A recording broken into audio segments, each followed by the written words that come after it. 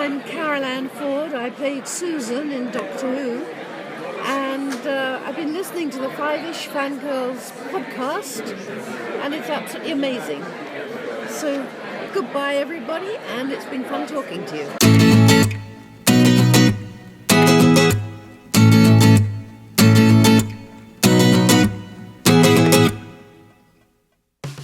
The tangents as we continue all the way to episode number 43 of the Five-ish Fangirls podcast. Actually, he's the boss. I just pay for everything and design everything. Make everyone look cooler. Welcome, everyone, to this week's episode of the Five-ish Fangirls podcast. So glad you could join us. Let's start off like we do every week by going around the virtual table and see who's joined us this week. This is Brittany in Vortex. This is Chrissy in Salt Lake City. This is Holly from Wisconsin. This is Mitch in Kitchener, Ontario. And this is Rachel in Indianapolis, Indiana. Hello, everyone. We're all five this week. Yay! Yay! And real quick, Always a good thing. Yes. Yep. Yes. Yes. Happy birthday, Mitch! So, happy birthday to you. Birthday. Thank you. It's nice that it's actually your birthday when we're recording. Yep. Happy birthday. Yep. 25. Woohoo! You're moving Quarter up century. in the world. Well, now your car insurance rates will go down. Well, at least if you were in the United States. I don't know how that works in Canada. If you were in the United States, your car insurance rates would now go down. I don't drive. Well, say then you don't. Doesn't matter anyway. If you drove and you were in the United States, your car insurance would be cheaper now. We have to find something to say about your age. Yes. I know. That's the only thing I know of And with that's 25. when you get it, 25. Yeah. Good. It's a quarter month. It's your silver birthday because the 25th anniversary is the silver anniversary. Woohoo! So we'll apply it there. Anyway. Yep. So we have a lot to talk about this week, and as a forewarning, anyone who has not seen Age of Ultron, because we will be talking about it, this is your spoiler warning. So we will do news. News will be fine. But if you do not want to be spoiled on Age of Ultron, you want to turn this off after the news. So Yeah. Listen, Come the back news. after We're still. watching the movie. It'll be here. yeah. So there's your warning. So let's get into the non-spoiler section of this week's show with news. Yeah. First piece of news, Big Finish is bringing us Torchwood, or to put it another way, Torchwood is coming to Big Finish. Yay! Woo! Our wallets always sleep for Big Fish. Yeah, my wallet is crying, but you know. Yeah, Yeah. mine too. Well, this has brought on a fresh burst of tears. Yeah. Yes. Yep. I think my wallet is catatonic by now. What? So,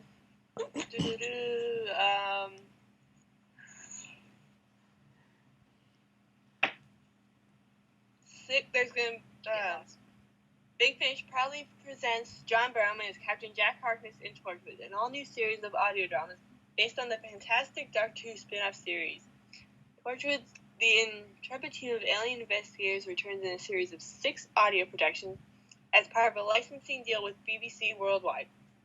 The new series of audio dramas will each focus on different members of the Torchwood team, exploring the impact that a mysterious event has on them. Starting off the range will be John Barrowman, who stars in The Conspiracy, a deadly thriller by David Llewellyn.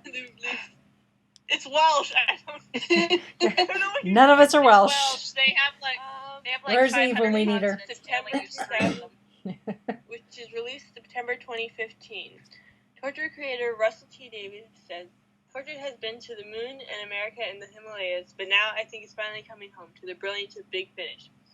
Additional cast members for the series will be revealed later. Torchwood: The Conspiracy will be released in September 2015, with the 5 remaining installments following monthly from January 2016. You can pre-order all 6 releases now, both individually or as part of a subscription from the Big Finish website. So. And it sounds like if you're going to get one, you might as well get all 6. So you might as well just do the subscription thing because typically the subscription route is cheaper. Yep, we don't forget. Yeah. Yes, it's true. So yay! Big Finish doing new Who era stuff. So this is just one more step in the direction of getting 9, 10, 11, and 12, and whoever further on down the line, Big Finish, we get with Doctor Who. So this is exciting. I mean, not I'm for not our a wallets, Torchwood but fan. Well, I mean, they've got modern unit, yes. and now, like, they've got Kate Stewart with Unit. now, and now they're getting Torchwood. So they're it's like they're closing in. They're circling. They're circling around it. They're hovering, and they're gonna hit them. They're gonna hit the target. They're like hitting all these outside targets, and they're gonna hit the bullseye here pretty quick. I bet you anything. Mm. Yep. Now, pretty quick it could be. I don't know when, but very exciting. And then Walter's just gonna run away from us. Maybe it's sometime in the next 5 years. Maybe it's part of the 5-year plan. Yeah, maybe. Yeah. It's a good 5-year plan to have. Okay. Hold on. Speaking of Doctor Who, there have been new Doctor Who books announced. There are 3 new 12th Doctor novels. And speaking of your wallets weeping, well, that's really sad because I haven't done much reading, and I feel like such a fake lately. I'm a bad bibliophile. I'm terrible. But anyway, but all of these look really good, and they're all by authors that I absolutely adore. Written Big Finish Doctor Who novels. These are all with the 12th Doctor and Clara. And the 3 novels are called, there's The Big Bang Generation by Gary Russell, who, if you have ever read, my favorite of his is Beautiful Chaos, which is a 10th Doctor novel. My heart. It's wonderful and glorious, so I'm looking forward to this one. Deep Time by Trevor Baxendale, he's really good. And then Royal Blood by Una McCormack, and this one looks like a historical. Well, it is a historical. I mean, I'm sure there's some, the city... they have there's lasers in this one, so it's not a pure historical. Yeah, but it's Robot of Sherwood. It's a new Who That's all historical. I'm gonna say. Yeah, and it looks like this is like a mini series called The Glamour Chronicles. So I'm kind of intrigued by what that is. Yeah, especially since they're doing this. It seems like it's to be a trilogy. I don't think they've ever done this in the book lines before, where the books are actually tied together. Yeah, like they tend to just. Yeah, they tend to just with the new series Adventures. They did it with like the Virgin New Adventures and all that other stuff back in the day. But I think this one is because Big Finish always does big like trilogies with their Doctors and the audios. The books never have, so this is kind of a new thing. I'm kind of noticing. So we'll see. This will be one that these will be 3 books you'll want to get together. Mm-hmm. And I'm not sure if they're in any particular order. If that's just the way they were listed, I don't know. But yay more books, yay more stuff for me to spend my money on, yay more reasons for my was. So. Thankfully, they're not due out until September, so you've got time to pad your wallet. And yes, and you know what? And books compared to the audios are a little cheaper, especially if you get the ebook version. So, although they are going to have audiobook versions. And these will all be released, September 2015, and audio of each will follow in November. Doesn't say who's going to be. I'll be interested to see who they get to read the audio books, because that makes they usually all the difference. They usually get pretty good audio for Doctor Who. It's usually one of the cast. Yeah, and it's usually someone from the cast.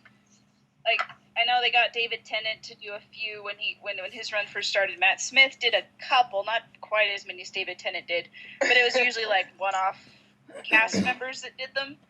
And I'm trying to remember, there was one, it's called Autonomy, that Georgia Moffat read, and she did a really good job on that one. I listened And to that was one that I really got a novel read, and that one was pretty. I don't remember which one it was now. This was quite a while ago, but look that up. if I can remember the name of it, And another one that well, let us know, because now I'm curious. Okay. Did that? Yeah, I'm sure these will probably pop up on the book, the book club at some point after they're released. So, I mean, it's good to do the new. Yeah. So anyway. All right. Yay, new books. Yay. Yay, new books. Moving Possible birthday on. presents. Moving on Or to Christmas presents. yeah. Seeing when they come out. Yeah. Hold off. Put them on my Christmas list. Woo. All right. So moving on to a piece of sad news. The name might not be recognizable to a lot of people. Cinematographer Andrew Lesney passed away. If you watch the special features on the DVDs for Lord of the Rings, then you know who this guy is. He's in a lot of the on set stuff.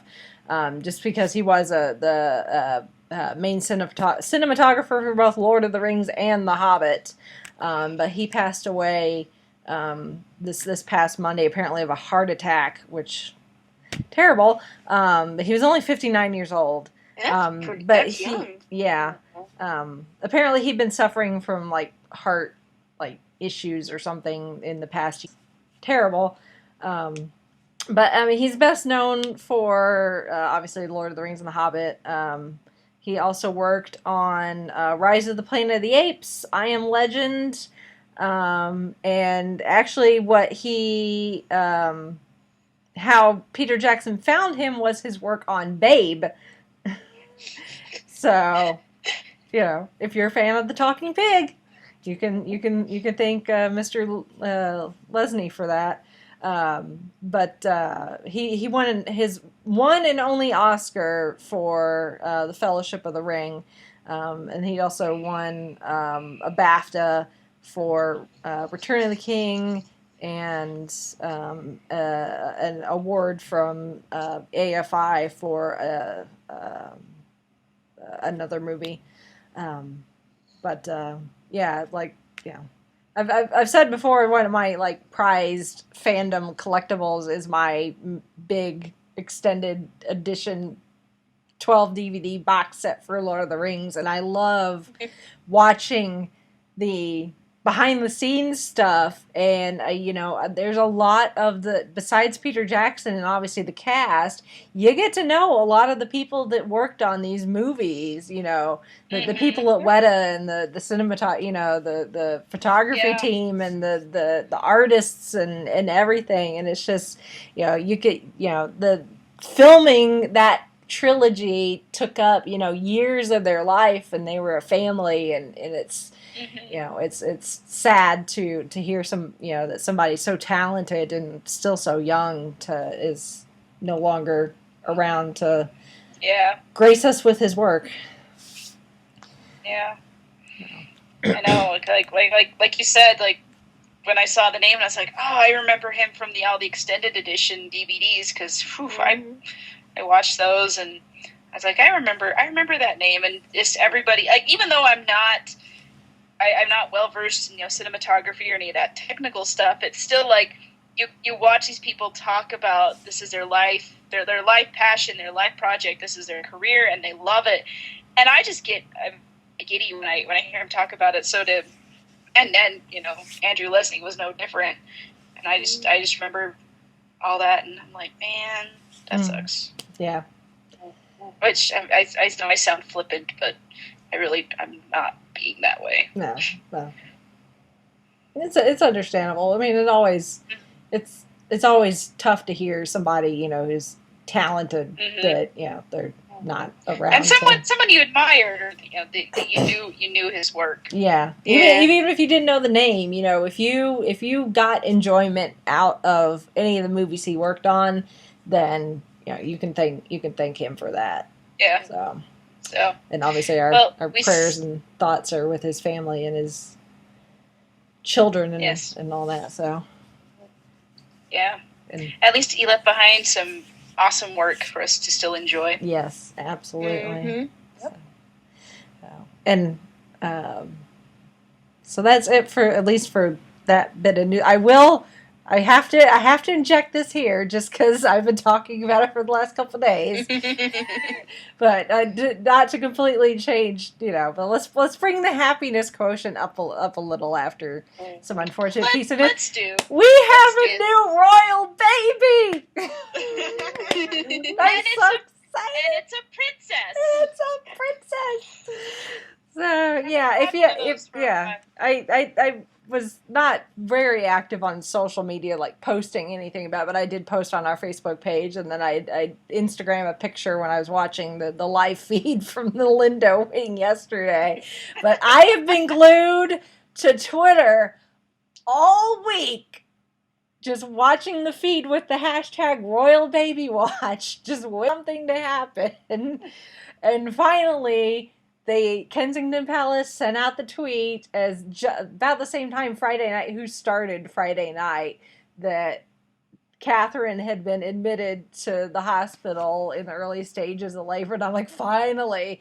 And then, nothing was happening. I was like, oh, she was in labor with Prince George for like 10 and a half hours. So I was like, finish up Friday Night Who, go to bed, and, I'll see what kind of news there is in the morning. And then I get up at like 8:30 in the morning, and she'd had the dang thing. She was only in labor for like 2.5 hours. Which I guess is good for her, because then she wasn't uncomfortable for very long. It's like, I missed it. That's okay. Everyone was still squeeing all day, so. Oh yes. Because then you have to wait for her to come out and see the pictures of the baby. Yeah, and then see how cute she is, and how good Kate looks. For just having given birth that morning. Yeah. Amazing what a good stylist and hairdresser will do. Yeah, I'm just like, okay, they had to have had like a makeup artist. Yeah. waiting in her delivery room. I'm just like, man. Yeah. But a healthy baby girl, 8 pounds, 3 ounces. We don't have a name yet. I know Chrissy was asking what the protocol is, and really there is no protocol. When Charles was born, it took almost a month. It was 30 days before they announced his name. When William was born, it was a week. When George was born, it was 2 days. So we may have a name by tomorrow. We may not. Who knows? So things are slightly different this time as opposed to when George was born, where he was born later in the day, so they stayed in the hospital overnight, and therefore Charles and Camilla were able to come and visit, and Kate's parents were able to come visit before they were released. This time, apparently Kate was feeling well enough. She left 12 hours after giving birth and went home, and family have been trickling in and visiting, so I'm assuming they were not going to do a name announcement until at least most of the major family members had been able to meet the newest addition. Harry, unfortunately, is overseas and won't get to meet her anytime soon. But I don't think that they'll wait till he returns to announce a name. I don't think, no offense to Harry, but I don't think he's that important. He's now 5th in line for the throne. Sorry, Harry. Well, now he gets to go run around and have crazy Vegas weekends all he wants. Yeah. Maybe he's feeling good about that. So, maybe. So, but anyway, like I said, it's one of my fandoms. I'm obsessed with all things British, and the royal family is one of them. I got up and watched William and Catherine's wedding. I was glued for Royal George, so. I remember I was in Boston for a hockey tournament for the wedding, and a bunch of the ladies, mostly moms of team players on the team, we all got up and we gathered in one hotel room and we watched the wedding. And it's exciting. Yeah. It's like at one point I remember going down for breakfast, and they had the royal wedding playing on the TV down in the dining area. Mm-hmm. And someone else in the diner wanted to change the channel, but I'm like, I'm watching it. Yeah. Wow. Yeah. People are interested in this. Yeah. And like we said, well, we said this off mic, but Yeah. it's like there's just been a lot of really bad, terrible news coming out, and with my job, I'm immersed in it. It's kind of been a depressing week with a few bright spots, but that's neither here nor there. And so I'm like, you know what? Yes, I will take the birth of a brand new baby princess in the news. Anything. I would have liked if she'd been born on my birthday, like a day later. that would be like, I share a birthday with the new princess. Yeah. But, like, because when I found out that that royal baby watch reached the point where Kate was in the hospital, and that the baby was gonna be born any day, and I'm like, maybe it'll be born on my birthday. And Close. Not quite. Close. If my birthday was yesterday. Yeah. And the thing is, I was born 18 minutes after midnight, so 20 minutes earlier, and my birthday would have been yesterday, and I would share it with the new princess. It was oh. Why? Well, Why did I hear about that extra 20 minutes? Yeah, considering most if the rumors are true, Kate was more than a week overdue. So apparently, once little Miss decided to come, she was not waiting. So, okay, I've been in here long enough. I'm sure her mother appreciated that. Mm-hmm. Yeah. Absolutely. So anyway, that's my squee tangent all about the new royal baby. So yeah, I look forward to many years of watching her grow up and see how Kate dresses her, and this is so adorable.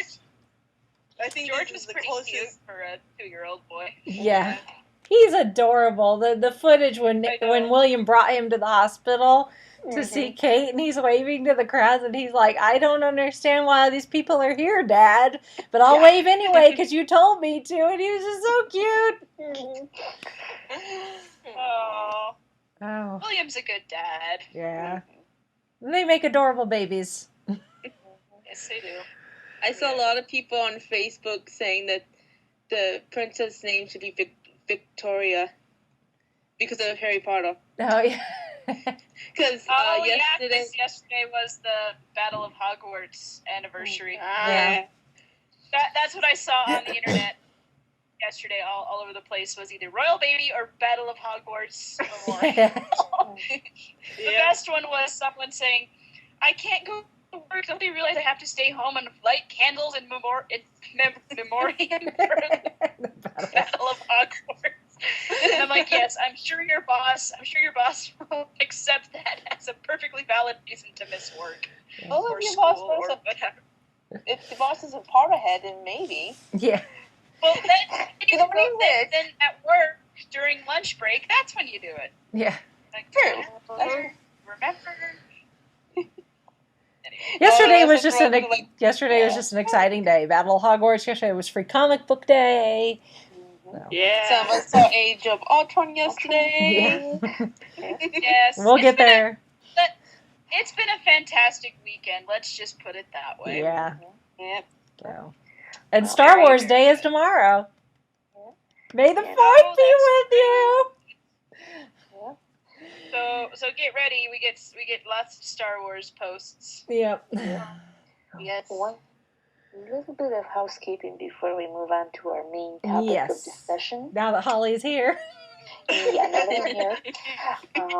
The Traveling the Vortex book club choices for both May and June are ready to be announced. Again, it was via coin flip, and the winner for the book for May is the 12th Doctor and Clara book, The Crawling Terror by Mike Tucker. Our June book will be Lethbridge Stewart, The Forgotten Son, which is by, I believe, Andy. I'm blanking on the last name, but it will be posted when we get closer to the June date. So, and that is available on ebook format as well as print, so you do have time to get the Lethbridge Stewart. And I know the Crawling Terror is readily available both in print and ebook. Crawling Terror has a lot of spiders in it, Rachel, just so you know. Okay. Yeah, creepy crawlies. As long as there's no pictures, I'm fine. Well, it's Look at this. It is. a book, so it's Yeah. It's words. prose. Yes. Yeah.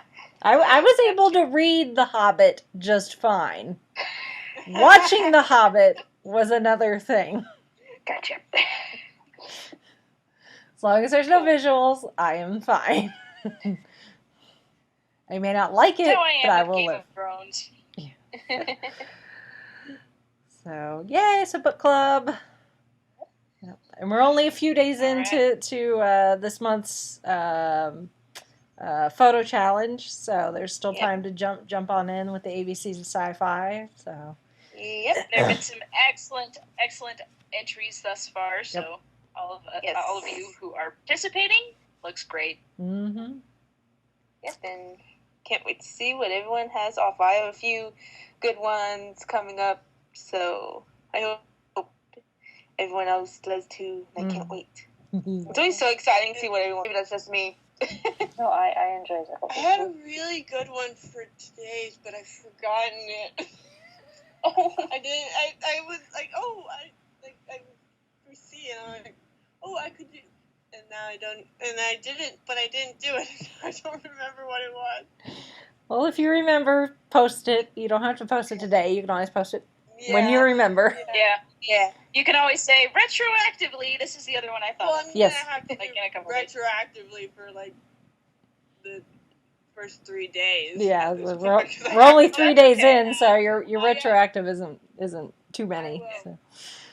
Yeah, I know Glenn posted like 3 of them today to catch up. So Yeah. if you haven't caught up, just play catch up. It's not. Yeah, it's not. It's not that hard to get Mhm. there. Hey, there's times where I had to play catch up, and I'm the host of these things. Yep. So if I can be This late, is if I'm very everyone else can be late. This is a very informal endeavor, so Yeah. we won't hold you to the rules. Yep. Anyway, Because they're not rules anyway; they're guidelines. We already established that. So. yes, we did establish that last week. Yep. All right, so that's it for news. So again, from here on out, spoiler alerts. Spoilers. So we will start this by saying, thank you to everyone who participated in any of the Marvel with Friends. We are now done tier. We did Guardians of the Galaxy last night, so we went out with a bang and a high note, We did. literally and figuratively. or as I call it, Marvel karaoke night. Yeah, there were a lot of 'Cause song if you lyrics were dancing in your tweeted. seats, you were doing it wrong. Oh yeah. Yeah. Yeah. There were a lot of song lyrics in the Twitter feed last night.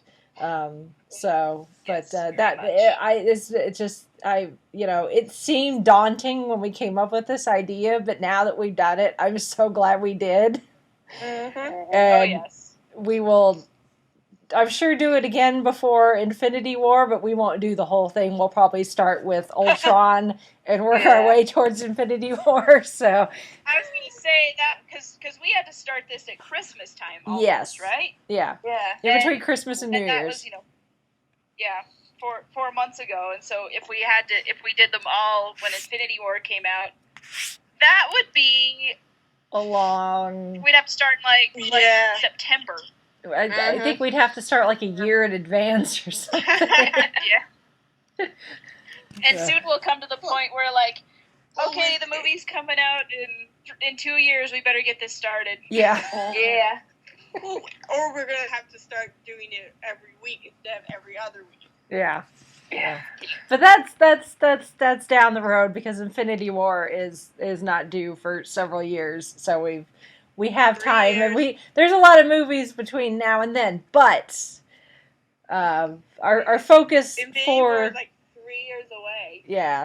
but our focus for today in this particular show is to talk about the movies that we did watch and Age of Ultron, hence the spoiler warning, because we all realized there was no way to talk about Age of Ultron and keep it spoiler free unless all we did was talk about what you saw in the trailers. And we've already screamed at length about the trailers, so it's like, yeah, that's a point. We need to expound upon that, but we really need to. Yeah. So and none of us can keep our mouths shut for very long about it anyway. No, so we might as well. No, we were very fortunate that we were all five of us were able to see it before recording, because it was looking a little iffy there for a couple of us. Yeah. But we did it. The fandom gods smiled upon all of us. Absolutely. So. I don't even know where we want to start. Okay, so the Marvel Cinematic Universe. This has been something we've talked about ad nauseum with all of, when we talked about Agents of S.H.I.E.L.D. and Agent Carter, and we've talked about Marvel in general all the way back, like early episode where we just talked Marvel as a whole. But the biggest thing, and this has been something that Marvel has been pushing, especially before last week's Agents of S.H.I.E.L.D., was it's all connected. And I don't know about you guys, but I told Chauncey this as we were the last couple of weeks as we were getting ready to wrap up, doing Marvel Friends. I mean, yes, we started back in December and it has been several months, but the fact that we were watching these movies every other week, and it's been nonstop, and then watching Agents of S.H.I.E.L.D., and we had Agent Carter in there as well, because, it's been 7 years since the first, the very first movie came out. Iron Man came out 7 years ago. I know, because it's Chauncey and I's date-anniversary. He asked me out, and then proceeded to go see the first Iron Man with his friends.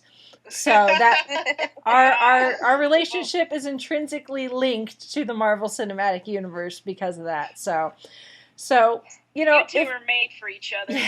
Figure that out. Which do you think it's like real time, like time that passes in our world is the same that time that passes within the Marvel Cinematic Universe? I don't. Possibly, or maybe not. There's a thing actually I posted. I posted on our Facebook earlier. Has Tony been Iron Man for 7 years at this point? Maybe. Possibly. Yeah, they really don't stick with dates and stuff. I do know, like, wasn't like Thor and Iron Man 2 like taking place around the same time? They're running parallel. Week? Yeah, it was Fury's big week. Yeah.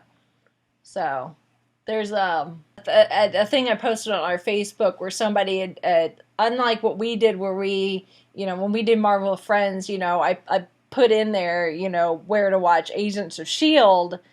and how it fell into the MCU, but somebody has actually put all of the TV episodes from Agents of S.H.I.E.L.D. and Agent Carter and all the MCU movies and put them in chronological order as far as not when they were released, but the time frame that they take place in. So you actually start with Captain America, the first Avenger, because it takes place in the 1940s, and then you watch Agent Carter, and then you go through the MCU, and then pop in Agents of S.H.I.E.L.D. as it fits there. So if you new challenge accepted.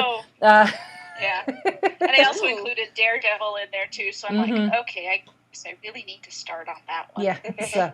So there's that. So I mean, you could watch it that way and try and figure out, as far as the timing is concerned, whether the years match up or not. But like I was saying, after watching all of these movies so close together, along with the television shows, you really see the threads connecting them. Because, as the movies come out, it's a couple a year, and maybe you rewatch one, once a year. But, some of the details kind of get fuzzy, but to watch them so close together, it's just so crystal clear. All the little little drops and names and even stuff that I've forgotten about. because, it's been something that I watched once and then haven't had a chance to rewatch it again. It's just, it's crazy, how well it has worked together. And, I'd like to think that, when they made the first Iron Man and the Incredible Hulk, that they knew this was going to happen. But I don't think there was any way they could have known how much this universe was going to expand. They couldn't have known that Agents of S.H.I.E.L.D. was going to become a TV show, or that Peggy Carter would get her own miniseries, and, that they would get the rights to all these characters, and be able to come up with scripts that were viable enough that they thought they were worthy to make. It's just, I bow down to the movie-making gods or whatever, And here's the thing, like, going all the way back to when Iron Man first came out and they were starting all this, because they'd made Marvel movies before, and they really weren't that big of a hit. Iron Man was the first one to really... Well, X-Men, and Fantastic Four, and then they had the Daredevil movie with Ben Affleck. That I can't remember his name. Yeah, Ben Affleck doesn't matter anymore. No, he's Batman now. Some of those others that they were just flops, and then all of a sudden Iron Man came out and was this humongous hit and nobody expected it to be that way. Mm-mm. And I don't know if they were trying to get the Marvel Cinematic Universe up before then, and then just with Iron Man, that's when it started to click, to everything for it to click together. All right, I don't know, but it's just like, it was probably they saw these little threads and they just kind of threw them in that movie just to say, hey, yeah, we're going to do this little wink and nod to the fans of the comic books that maybe we'll use it in a future movie down the road. And so it was a success, and now they can go back and say, oh, we're going to go pick up that thread back from the first Iron Man. Because like when I saw Iron Man 3 and they have that party scene where they're in Switzerland and it's 1999 and they have Eiffel 65 playing in the background, and then there's that what's his name, the little man that was trapped with him in the cave that was helping him build the very first Iron Man suit. Jensen, that guy. Yes, Jensen. I was like, my brain was just not working. And it's like, well, they picked that up and they brought him back just for a cameo, just to say, hey, yeah, we haven't forgotten where that started. And personally, I just about started bawling in the theater when I saw that in Iron Man 3, because I was like, it's you, and I love you, and you died. Yeah. And that makes me sad. But, so these threads, I think they kind of pick them up here and there as they go along. And and I think, here we go, we're getting into spoiler territory. Yeah. I think no more is this more evident than in Age of Ultron. Where, like, I see all these little things, all these little nods to the past Marvel Cinematic Universe, and then I also see nods that are coming, or what's coming up in the future. Yeah. And that, more than anything, I think is what made Age of Ultron work for me. Right. Age of Ultron is definitely... Because I see a lot of people say... It is the meat in the middle of the sandwich that is the MCU. You had Iron Man that was one slice of bread. Infinity War is going to be the other piece of bread. And you've got all the little America, and we're going to have Ant-Man and Black Panther and all that. And they're like all the other lettuce and the tomato and all that. But then you've got Age of Ultron, and it is taking everything that came before and feeding into that is going to take us through the rest of Phase 2 and into Phase 3 into Infinity War. I mean, it is a bridging movie for the MCU if I ever saw one. So, because you've got, you know these characters, at least most of the characters. I mean, there's faces, other than like the twins and Andy Serkis's character, and then Ultron himself and Vision. Pretty much everybody that's in this movie we know their personality, we know where they came from. Some we know better than others, obviously. You know, we know Tony and we know Captain America and we know Thor really well because they've had their standalone movies. But, you know, we've seen Maria Hill. You know, she's been in some of the movies and she's been on Agents of S.H.I.E.L.D. We know Nick Fury. You know, and it's just, you know. We know Falcon. We know War Machine. Yeah, Falcon's in it. War Eric Machine's in it. Selvig. Yeah, Selvig is in it. So it's like we know these characters, so we don't need all the backstory. They can just jump straight while throwing in a few new characters here, and you know, giving us their origin. We can flesh them out later. Because we know we're getting more movies. They don't, you know, there is a lot crammed into Ultron. And I fully, you know, there really is. Yeah, Chauncey and I are both in agreement. We expect a director's cut and we expect it to be like 3-4 hours long. Because there's obviously stuff that was cut. Because they tried to cram so much into this movie. Because it is the meat to the sandwich. You know, they have to show where all those threads were growing. You know, if you watched Agents of S.H.I.E.L.D. last week, it was not a surprise that they were going after Loki's scepter in Ultron. But if you weren't watching Agents of S.H.I.E.L.D., that may have been a surprise to some people. Yeah. Yeah, well, like, because I watched, like, the way, like, Raina predicted Ultron, and the way she said it is just, chill. Yes. Yeah, and they're talking about the twins, and they show you where all these experiments are taking place, and it's the twins that are the only ones that the experiments have worked on, and they're going to Sokovia, and they name drop all this stuff, and I'm just that's an Ultron thing, that's an Ultron thing. Yeah, and Dr. List has been on Agents of S.H.I.E.L.D., the older guy. He was in several episodes of Agents of S.H.I.E.L.D., but he was doing the experiments on, you know, people. Enhanced people, or whatever you want to call them, because we can't use the word mutant in this universe. They are enhanced people. So List went on the run in last week's episode of Age of Ultron, and here it is. I'm watching Agents of S.H.I.E.L.D., and here I am watching Age of Ultron Thursday night, and there's List, and I turned to Chauncey and said, he moved pretty fast over 2 days. Hey, it's a comic book movie. We just go with it. Yes. You know, special, you know, private hydroplane, and he was off to Sokovia, I guess. Yes. Yeah. Yeah, and I even rewatched last week's Agents of S.H.I.E.L.D. just to kind of look back and see what there was going on. And like, so I was watching it, and I'm like, okay, yeah, the Avengers are coming up, and I've got all these things to keep in mind that are going on elsewhere. And I know, like, Nick Fury's on the run wherever he's stashed away at, and then we finally see him in Age of Ultron, which I admit I kind of forgot if he was going to be in this movie or not. Then he showed up and I was like, yes, he is. No offense to Samuel L. Jackson, you're wonderful as Nick Fury, but you caught us by surprise. Well, there was so much to look forward to, and the one thing I was looking forward to the most in this movie was Quicksilver and Scarlet Witch. I don't know why. I guess just like getting the trailers and stuff and the promotional things, I just was like, ooh, I'm really intrigued by these characters, like where they came from and their backstory and how they're going to fit in with the rest of the Avengers. And honestly, they did not disappoint me in the slightest.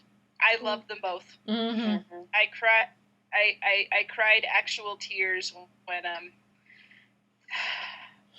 Quicksilver.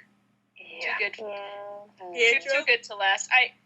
Pietro, yeah. Yeah, say it's a Joss Whedon film. Somebody's gonna have to die. I'm sorry. I know. I was very upset about that. I've already seen posts on Tumblr about like trying to do for Quicksilver what we did for Coulson. Yeah. Yeah. He's just walking it up. I did see a post like that of like Quicksilver just shows up in Civil War and to Captain America and Steve Rogers says, "What? I walked it off," and then to Clint, "What? You didn't see that coming?" Yeah.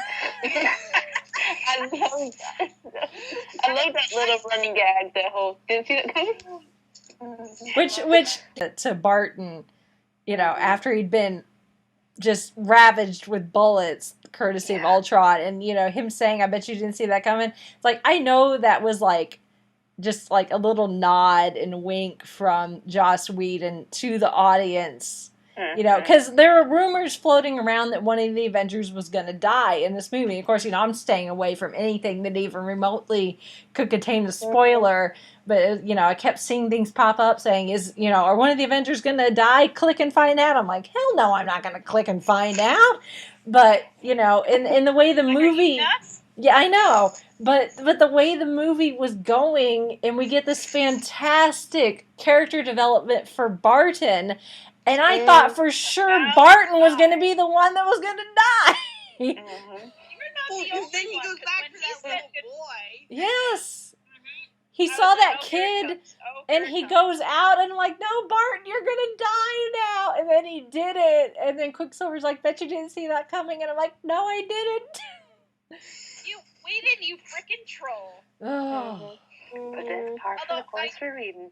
Yes. Although, I kind of wonder, and I thought about this on my way home, because I got stuck in traffic driving home after the movie, because there was a soccer game. Anyway, I had this thought, like, maybe they had to only use Quicksilver in this one movie, because the X-Men are going to do something with their version of Quicksilver, so they said, here, you use him in this movie, but you can't use him anywhere else. Maybe. I don't know. Possible. Yeah. That was just sort of my theory, but I don't like that theory because I liked Quicksilver. I liked him with his sister. Although I can also see why it helped Scarlet Witch's Wanda's character arc to have her brother be killed off, because she has depended on him so much in the story, because they tell the story of when they were children and their house was being bombed, and it was a Stark Industries weapon, because Tony has to put his name on everything. Mm-hmm. And there's this bomb that lands in their house, and they're hiding under the bed, and the bomb doesn't go off, and they're waiting there for 2 days because they're trapped under all this rubble, and their parents are killed, but Wanda and Pietro are stuck there, and they wait 2 days for Tony Stark to kill them, which is like him. And all through the thing is you see Pietro taking care of his sister. I mean, they're twins; they're the same age, but he's 12 minutes older. He's 12 minutes older, which makes a difference apparently. So I've been told. But where is the 12 though? So he's very he's very protective of his sister, and there's even a scene that one scene in the fight where Barton is with Wanda, and he says, you've got to fight. I mean, I'm out here with aliens and robots, and all I've got's a bow and arrow, which is a fantastic line. Like, Barton got so many good lines in this, and he's saying like, I can't babysit you. I've got to. You can stay here. I'll have your brother come get you. But if you're gonna fight, you come out that door. You come out fighting. And, you're an Avenger. And that's, you're an Avenger. And she comes out and she's swinging, and she's just kicking so much butt. And I'm just like, yes, I love you, Scarlet Witch. I'm really glad that she is sticking around, even though she had to go through some really traumatic stuff. Mm-hmm. But she's wonderful. The reason I brought up the whole is the Marvel Cinematic Universe in a rough approximation of real time is that if it is, then that bombing was like probably within only a few years before the first Iron Man.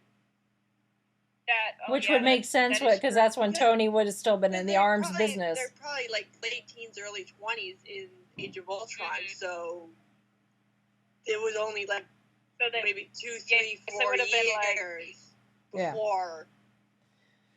You got a good point there. Yeah, because they would have just been really little kids and that kind of thing. So, and then I'm trying to remember, because they were orphaned, but like, did they were just the ones that got randomly picked up by Hydra and experimented on. And well, no, they said that. I think they said in the movie they actually volunteered for for List and Strucker's experiments. Mm-hmm. So. Yeah. Well, see, there you go. There's a lot in the movie that I couldn't keep track of everything. I need to go see it again. Yeah, this is definitely one you need to rewatch if you want to even try and catch half of what you see goes on. With an organization like Hydra doesn't necessarily mean volunteered. Well, that's true. And they were from a war-torn country, so it's kind of like, you have all these evil overlords come in and say, you basically have no choice. You have to come. What else are you going to do? Honestly, because your city, your country is just torn apart. You can go starve somewhere out in the wild, or you can come work for us, and we'll do experiments on you, and you'll be fed and sheltered and taken care of. But we're going to do all these horrible, awful things to you anyway. So. It's sort of a no-win situation at that point. Yeah.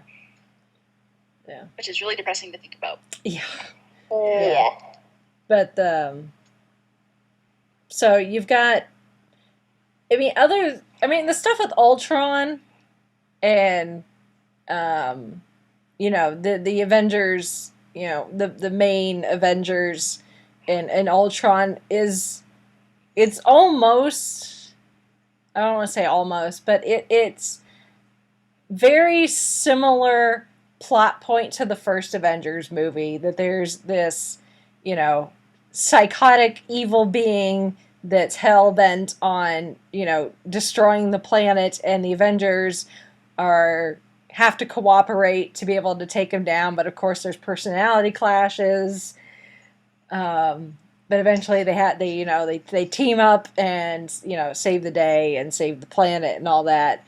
But there's the underlying story of where Ultron's origins actually come from. Because Tony had the Ultron program. He already had a set of, drone-like Iron Man suits. They were fully automated that he could deploy for peacekeeping, was his idea. But the Ultron program, he couldn't get the technology to work because he couldn't, the technology he needed did not exist. But when they go to Sokovia the first time, they're on the mission to find Loki's scepter, which is what we saw in Agents of S.H.I.E.L.D. last week. But the whole thing with Loki's scepter and what we all find out, in the movie, because I think a lot of us all thought the same thing, that Loki's scepter and the Tesseract were tied together. In a way they are, but they're actually two separate entities. The Tesseract, well, it's not actually the Tesseract. The Infinity Gem is inside the Tesseract and is what powers it. But Loki's scepter contains a different Infinity Gem. And these gems are what are now laying the groundwork for the Infinity War with Thanos. That's where we're headed. Tony's able to utilize the power within this Infinity Gem and uses it to create Ultron, but of course, everything goes pear-shaped and Ultron is psycho. And what was funny about that scene with Tony and Bruce in the lab at the beginning? Science bros. Science bros. And it was funny because when Tony leaves, he makes the remark, "Peace in our time," and I'm just like, and where the origins within the in the 20th century, what peace in our time meant. Mm-hmm. If you don't know, it's Neville Chamberlain, who was the prime minister before Winston Churchill. His big thing was peace in our time. We've made peace with the Nazis and Hitler, and he's not going to try to invade or nothing. And we've achieved peace in our time. And then maybe like 1 or 2 years later, I can't remember the time frame. I'd have to look it up again. That's when Hitler started bombing. He invaded Poland, and they started bombing London, and was trying to take over Europe. So when Tony says peace in our time, I'm like, oh, this isn't going to end well. Even though in my mind, I'm like, oh, it's probably him just being his usual smart alecky self. And then that's when Ultron starts waking up, and he starts thinking peace in our time. You know, I will do anything to achieve peace. When it showed the where it was running the test, and then it showed that the test was successful, and I heard someone whisper, "Uh-oh." Yeah. Yeah. And it's just like they knew what that meant. Yeah.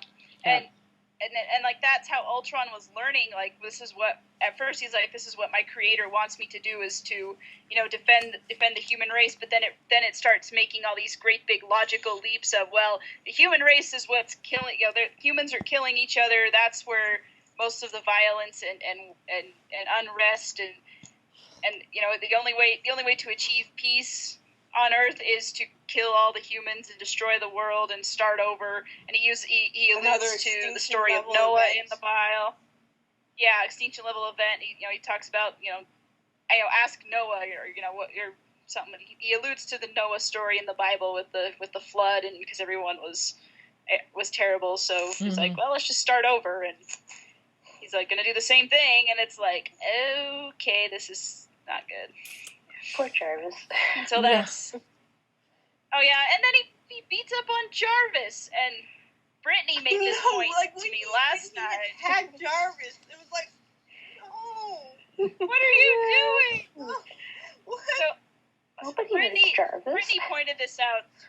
Yeah, Brittany pointed this out to me because we watched Person of Interest, and last season you had Samaritan was the new AI that was coming in to kind of be a foil to the machine, and she's saying, doesn't that remind you of when Samaritan supplanted the machine? I'm like, oh my gosh, yes, it does, but it's more, it's without the human interfaces with that. It's like you actually see Ultron taking over Jarvis, and like Ultron's blue and Jarvis is yellow, and you see all the you kind of go inside the artificial intelligence brain, and it's all these little pixels and bits and things, and they're taking it over. And it's just like, oh dear.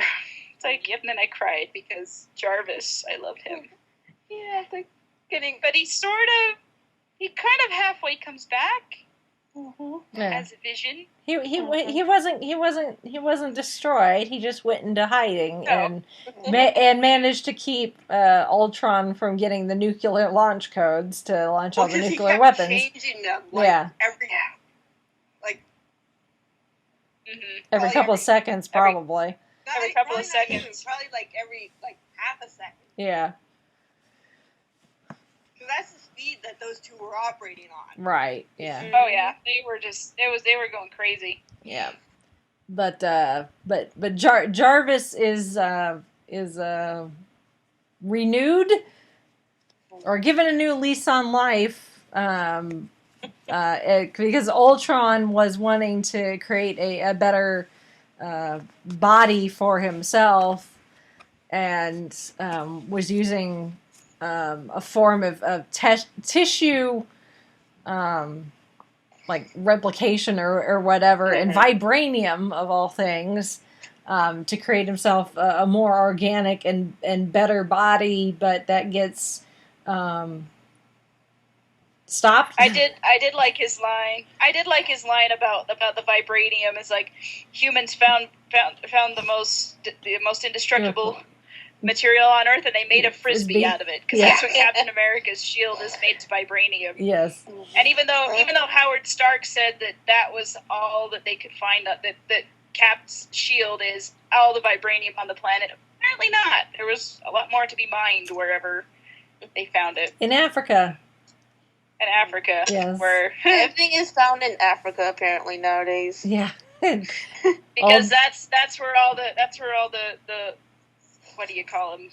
The terrorist groups, mobs, the evil overlords are keeping, because they have anyway, probably because there's a lot of desolate areas, so people can't stumble across them or something.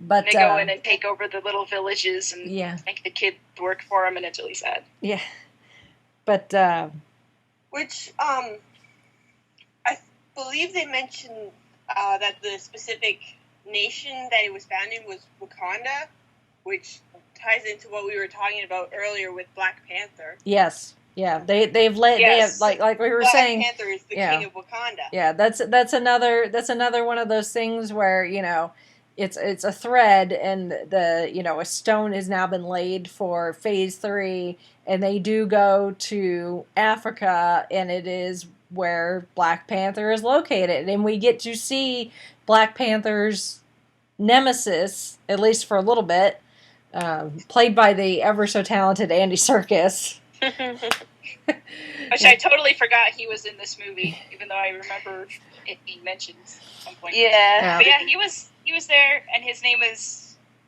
Claw. It's not Dr. Claw. No, it's something Claw, but it's Klaw.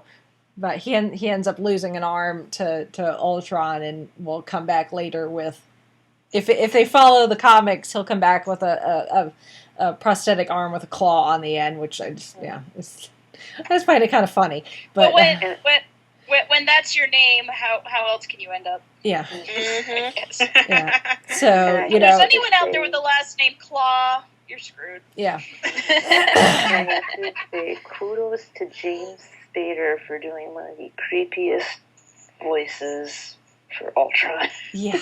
The man can act. For just being a voice, the Ultron is just creepy. Yeah, just the megalomaniac, Oh yeah.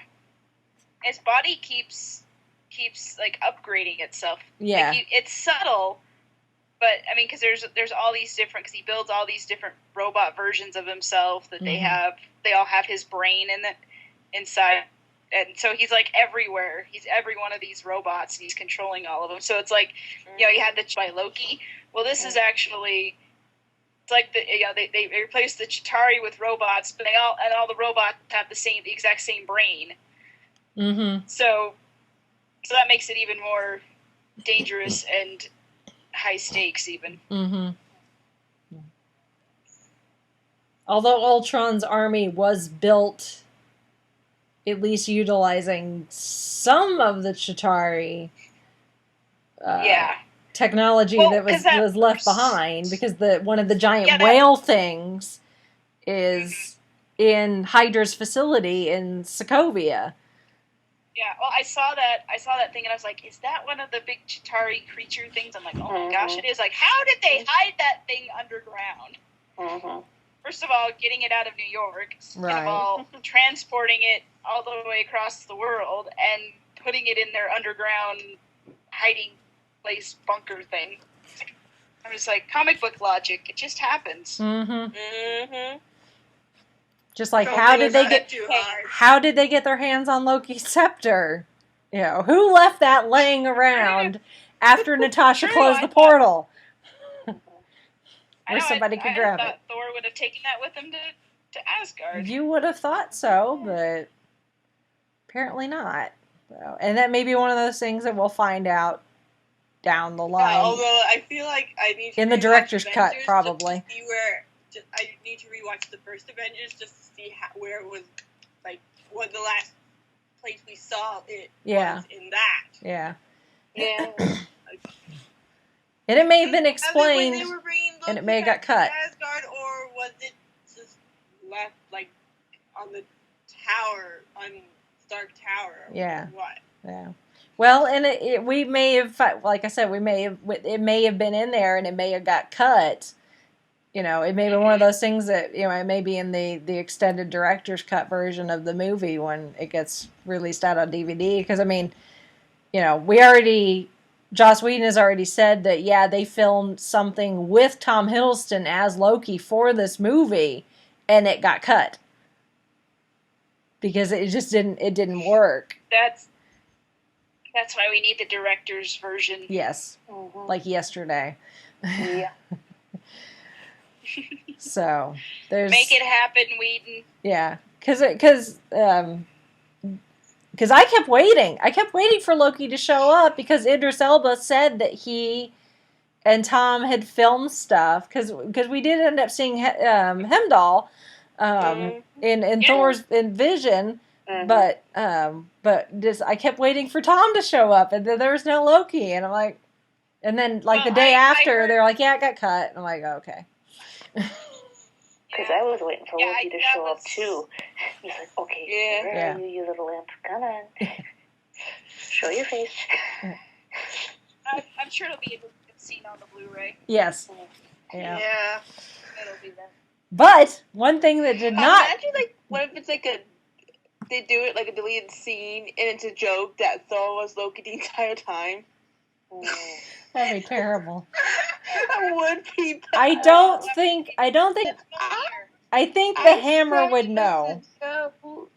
Like, I don't know, Marvel, we shall see, hopefully. Yeah. If you know what, if Mjolnir, Mew Mew, we'll just call him Mew Mew. That's what Darcy calls it. Hadn't been Mew Mew. such a big.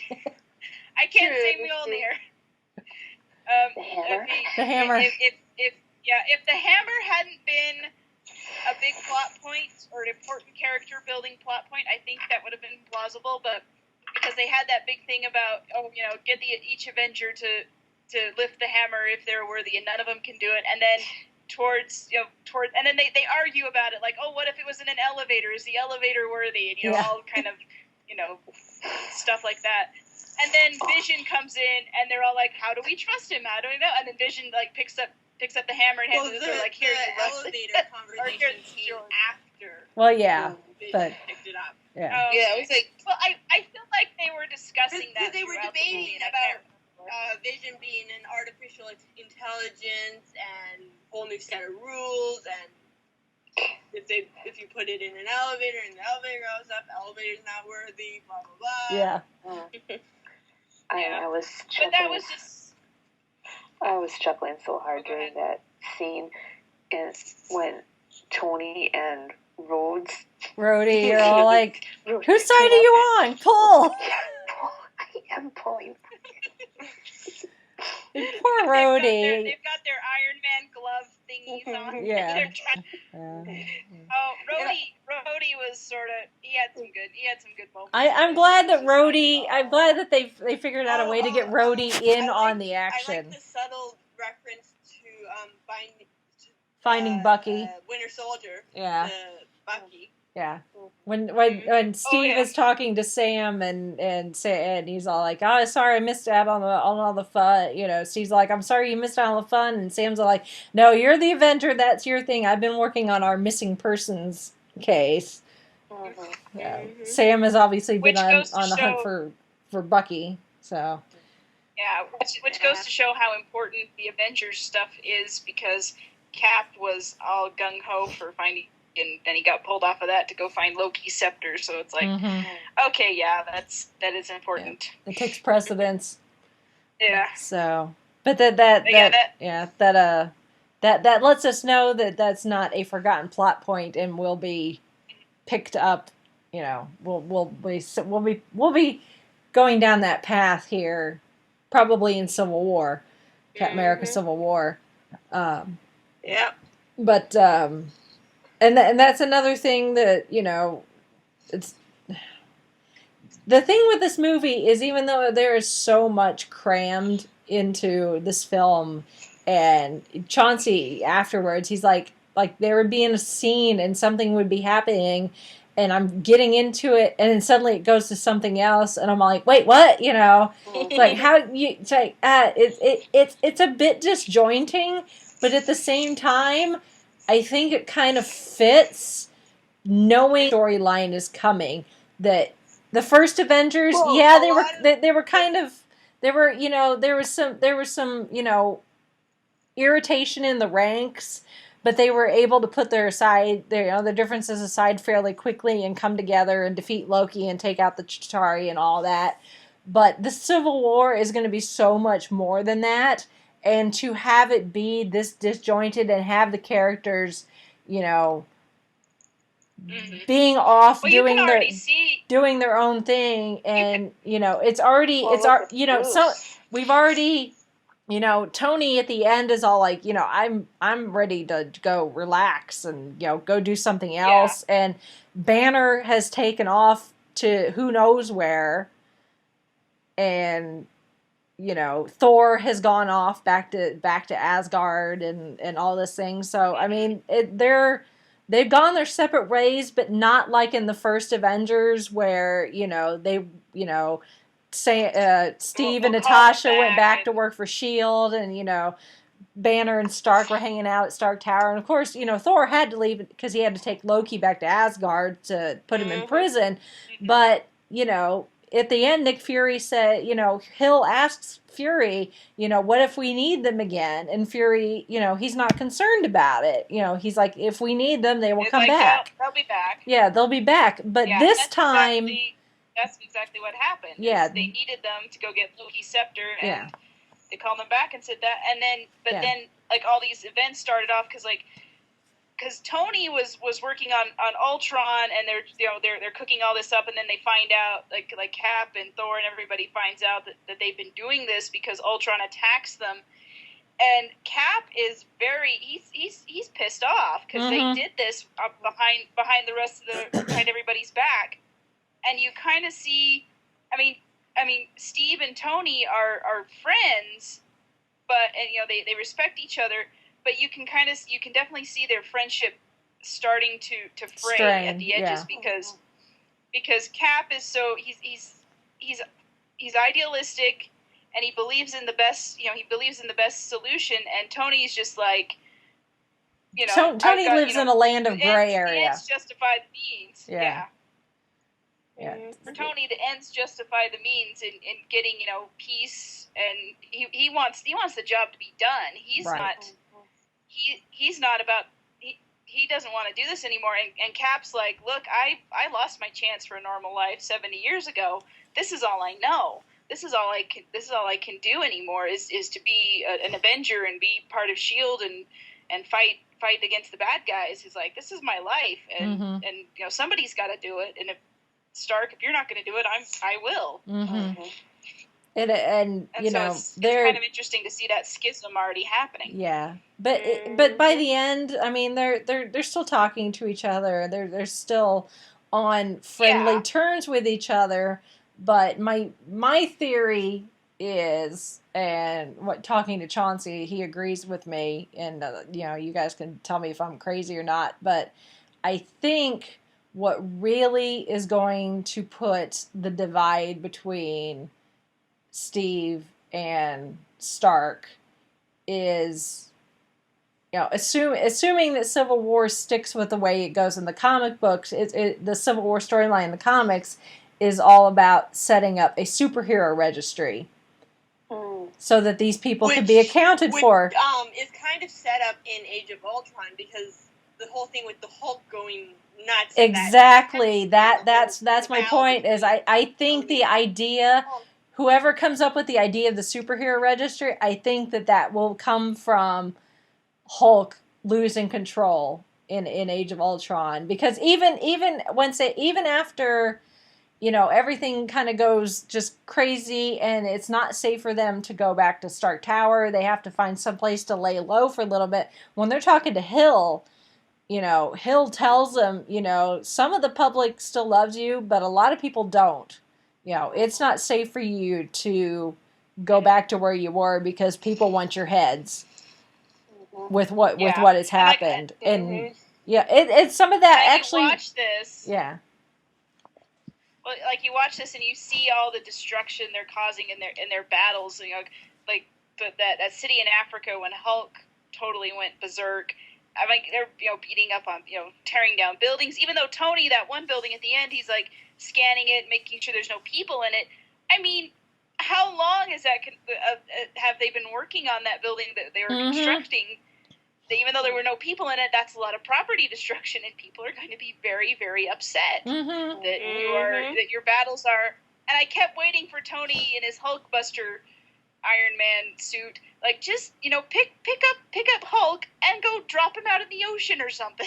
I'm like, get him out, people. or out in the middle of nowhere or something. I don't know. I think he tried to get Hulk out of town at one point, but it didn't go so well. Yeah, because Yeah. the thing is with Banner losing control of the other guy in that particular scene is Banner doesn't have control of the other guy because the Scarlet Witch got in his head. If it had been any other time, they would have been able to talk him down. It takes a little bit, and we saw that in the opening of the film when they're going, when they're getting, rampaging on this Hydra base in Sokovia.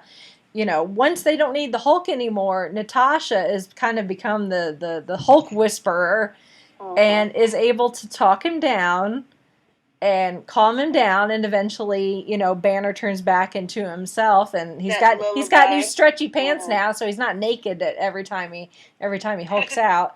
But in this instance, he doesn't have a lid on it because Scarlet Witch got in his head, and we don't need to see Banner's vision like we did with everybody else, because we know from what we've seen with Banner, that is his worst nightmare. Him losing control of the other guy and harming innocent people that don't deserve to be harmed because of the Hulk. So that's Banner's worst nightmare come to life. But Tony, being, and he's got the Hulkbuster, and I said this, when people saw the Hulkbuster in the trailers, are like, why does he have the Hulkbuster? Does he not trust Banner? Why, what are they going to be, what's, is Banner going to betray them or what? And I said right away, it is not because Tony does not have the Hulkbuster because he doesn't trust Banner. It is a safety precaution just in case Banner cannot get a lid on the other guy. And that's exactly what happened. Which, based on their Tony and Bruce's conversation near the beginning of the film, I get the feeling that Bruce had a hand in helping develop Veronica. Yeah. Because losing control is his worst nightmare. Exactly. It was purely a safety precaution, just in case. Because we've seen that Banner. Precaution to have. Yeah, I mean, but we saw in the first Avengers, Bruce has a pretty good lid on a pretty good handle on the other guy. But once you it's only when Scarlet Witch gets in everybody's head. Exactly. I mean. But unfortunately, it's going to have some serious repercussions, and I think like what Mitch said, that's going to be the basis for the major rift, this superhero registry that's going to help fuel the Civil War storyline. And it's unfortunate because like I said, it wasn't the Hulk's fault. But the public doesn't know that, and the public's not going to care. Yeah. And even if you explain it to the public, like, it's a Scarlet Witch, blah, blah, blah, all that stuff, you said, they don't care. All they know is their homes and businesses have been destroyed. That's all they care about. Even if people accept that explanation, it's still caused by a superhero. Yeah. Exactly. That is true. That is true. It's still caused by a powered person. Someone with powers was behind this. Whether they blame the Hulk or Scarlet Witch, they're still going to blame someone with powers. They're still going to want people with powers and superheroes and all these types of people on a list so they know that they can be controlled. And even, and like you said, even if they do accept it, I mean, that's still like, people were scared. People lost their homes were destroyed, their buildings, their cities, their businesses were destroyed. I mean, you can kind of say, okay, I understand why that happened, but who's gonna help us rebuild in millions of dollars? But how much can you really help us fix this? And we don't want to go through this again. I mean, you see the Battle of New York. You see how much destruction, and even at the end of the movie where Ultron lifts the city, or was it Sokovia was a country. Yeah, wasn't it? but this is just a town, I Yeah. guess, outside yeah, it was like of... a town. It was the town that Pietro and Wanda were from, I think. Yeah, there's something, Anyway. yeah, close to it. Something like that.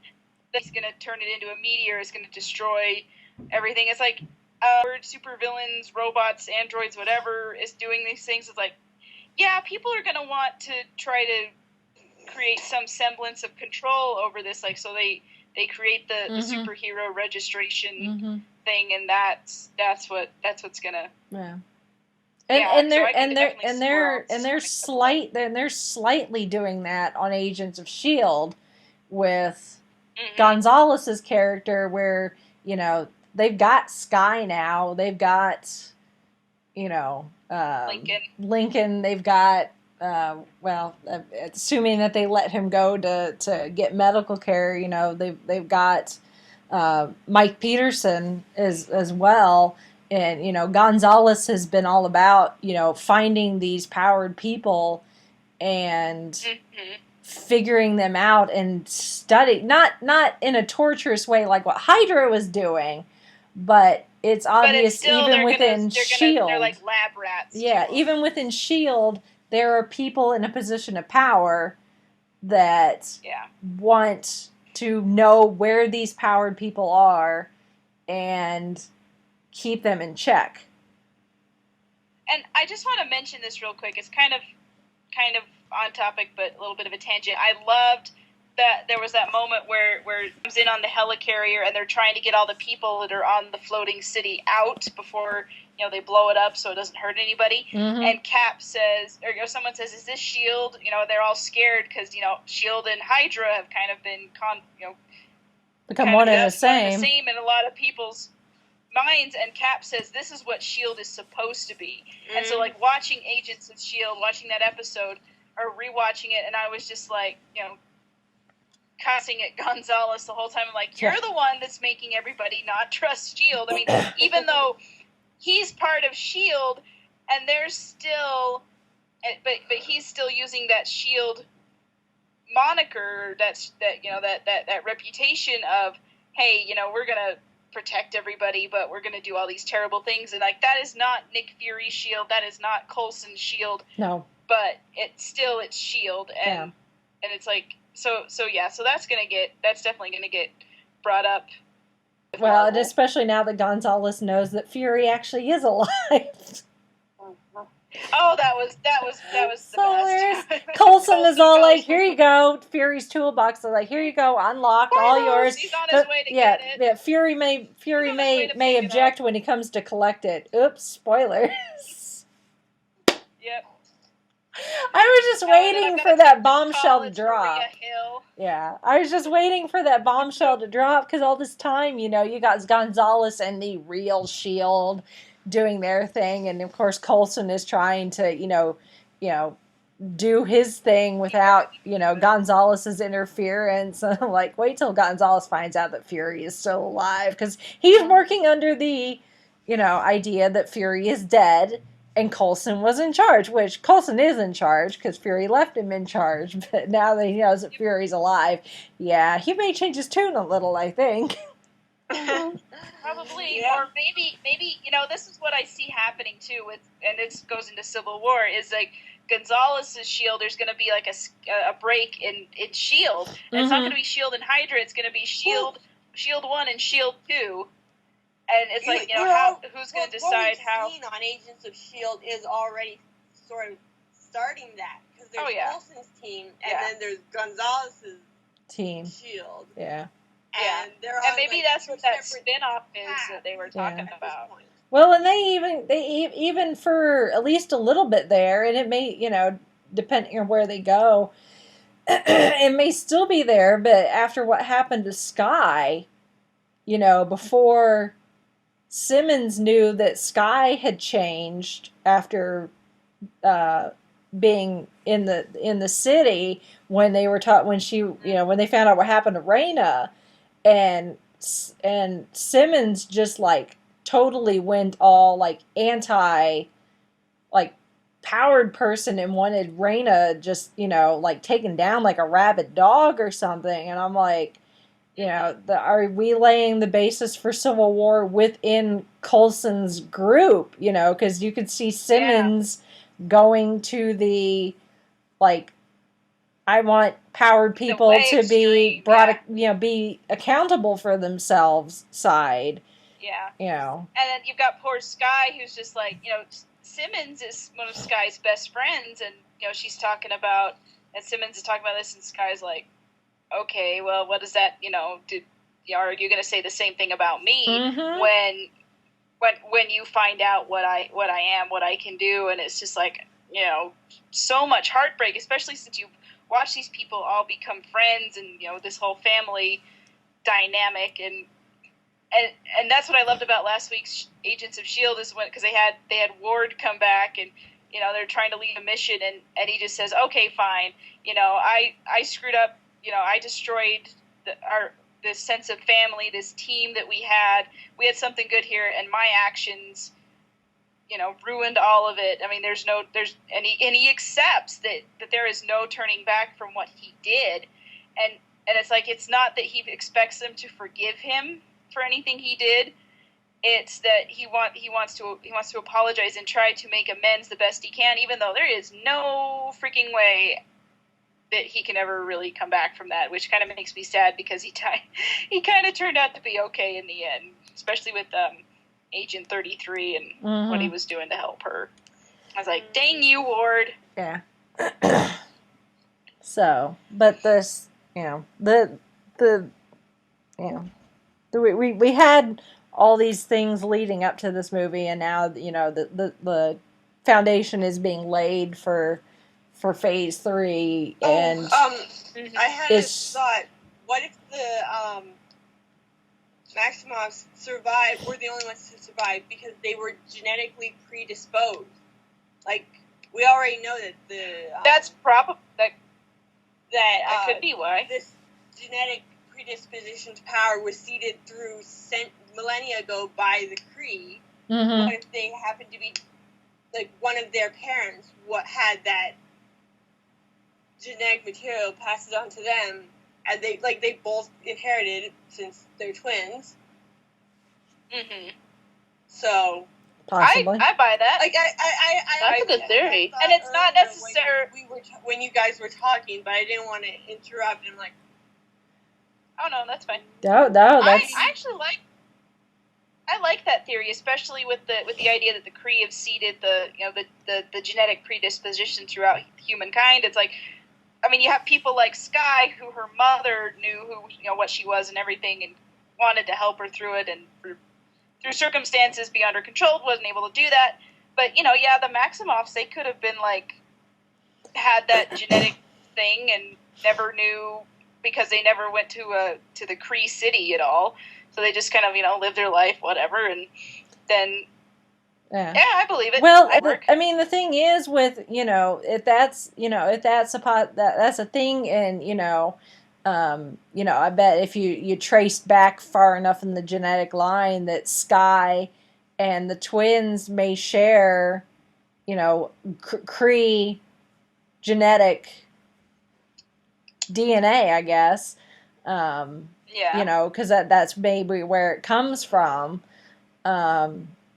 But because Hydra was doing those experiments on different people, like the twins, we saw in Agents of S.H.I.E.L.D., they kept killing people, and they almost killed Lincoln, trying to figure out where these powers come from, and they may have resorted to those experiments because they did not get their hand on the obelisk like they wanted to, or they did have we know there's more than one obelisk, so they may have gotten a hold of one of the obelisks at one point, but then lost it, and so they resorted to all this testing to try and recreate what the obelisk does, and the twins were the only ones to survive that. For one reason or another, since they didn't go to the city, but the Hydra's experiments may have been able to replicate what the city does, or exposure to the mist does, from the diviner, and they were the only ones to survive that. But it managed to tap into their powers and allow them to have the powers that they have. Unlike Sky, who went and experienced the mist and did the cocoon thing and came out with the being Quake. Oh yeah. So here's a question: do you think I- the obelisk? Oh, go ahead, Chrissy. Oh no, go ahead. I didn't have any. It wasn't that important. You actually have a discussion question. Let's do that. Yeah. Well, I don't know. It could be off the wall, but do you think the obelisks and Infinity Stones could somehow be connected, like the obelisks, if they were ever joined together, could hold the Infinity Stones? Or am I just way off base with? Ooh, I like that. Or one of the obelisks contains a Infinity Stone, because there's still 2 unaccounted for. Mm-hmm. So there are obelisks that were supposed to be in that case. Mm-hmm. Could be, but I mean, as far as we know, the obelisks are Kree technology. Mm-hmm. Yeah. And So Well, I mean, we have the one Infinity Stone that was in that orb in Guardians of the Galaxy. right. So it's like, maybe the Kree were entrusted. Maybe some of the Kree were entrusted with one of those, and they're like, "Hey, let's just stick it in here." And it's as good a place as any for it. Mm-hmm. It's always So, yeah, it's a possibility. It's a possibility. Mm-hmm. I'm not discounting anything at this Yeah. point. Yeah, because I mean, like I said, there's still 2 Infinity Stones unaccounted for, and we don't know where they're going to pop up. Mm-hmm. Because we still have so many movies between now and Infinity War. And so if I remember right, because Infinity War is split into 2 parts. Yes. But they have Infinity War, and Inhumans is in between there, isn't it? Is it Inhumans there's at least one movie that's between Infinity War Part 1 and Part 2. no, I don't remember. I want to say it's Inhumans, but I could be wrong. Oh, let me see here. Quick, keep talking. I'll Google. Okay, you Google. So yeah. So that would make sense if, because the Inhumans obviously is going to deal with Kree backstory sort of thing. So, why not? I mean, maybe that'll be where the last Infinity Stone is hidden. Maybe in Part 1 it's still like the Horcrux hunt in Harry Potter. Harry Potter and the Deathly Hallows. Yeah. And then in Inhumans they. There's a cliffhanger at Infinity War, and then they're like, okay, now in Humans, because that's where the last Infinity Stone is, and we got to find out where that thing is, and it's in an obelisk, and then that's where Infinity War will end up somehow. I don't know. I'm just totally spitballing off of your theory there, Holly. Let's see here. Let's see. Ant-Man, Captain America: Civil War, Doctor Strange, Guardians, Spider-Man, Thor. No. That just shot that theory. Yeah, crap. according to Wikipedia, of course, always subject to change. We're getting Captain America: Civil War and Doctor Strange next year. Guardians of the Galaxy 2, the new Spider-Man, and Thor. I can't pronounce that. Ragnarok? Yes, in 2017, we'll get Infinity War Part 1 in May of 2018, and then Black Panther and Captain Marvel, and then Infinity War Part 2, and Inhumans actually comes out after Infinity War after both parts of Infinity War. Now that's interesting. According to the Wikipedia. Okay. That's interesting, because Infinity War seems like that would be what they're building up to, but then there's Inhumans tacked on after that. So maybe it's because remember that news that Kevin Feige said that Ant-Man actually closes out Phase 2? So maybe this will be another instance of not necessarily Avengers closing out Phase 3, but it'll be Inhumans that does that. Mm-hmm. Yeah, probably. So I'll go with it. Yep. Well, we'll just have to see in 4 years' time. Yeah. Oh, jeez, 4 years. Wow. Although, you know what? doing this Marvel with Friends thing, because I remember when Iron Man first came out, and to me it doesn't seem like it's been that long, but then we go through and we watch all these movies, and I see how many of the DVDs are sitting on my shelf, and I'm thinking, wow, that's a lot of movies. Has it really been that long ago? And I'm like, yeah, it has been. And it's 7 years. Like, By the time the first Infinity Wars comes out, it'll be a decade of the Marvel Cinematic Universe. Which is just crazy to me. Of course, it's crazy to me to think that Doctor Who's been back for 10 years. Yeah.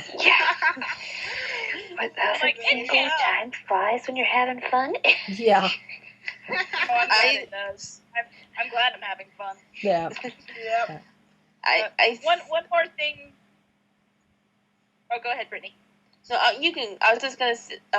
You can go. I was just gonna say we haven't really talked about the visions that the Avengers had, or Clint Barton's character development, which just made me so happy. Yeah.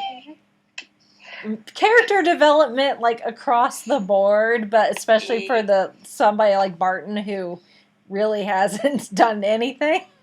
Well, he spent the first Avengers movie being under Loki's control, and like everybody, he's since then in fandom. Well, he's in Thor for like a hot second, but they don't, and that's it. They haven't really done anything with him. Yeah, and like they had Jeremy Renner was it Jimmy Fallon or something, and he was singing about how he has really crappy powers, and even in the movie, even in Avengers, he even quips like, there's fighting, and I have a bow and arrow, and that's it. And he's so self-deprecating, and I'm like, I miss this humor. I wish we could have had this throughout all these movies with Hawkeye, because I actually like Hawkeye, and I just kept thinking, man, they need to do more with him. And then they did it in this movie. Yeah.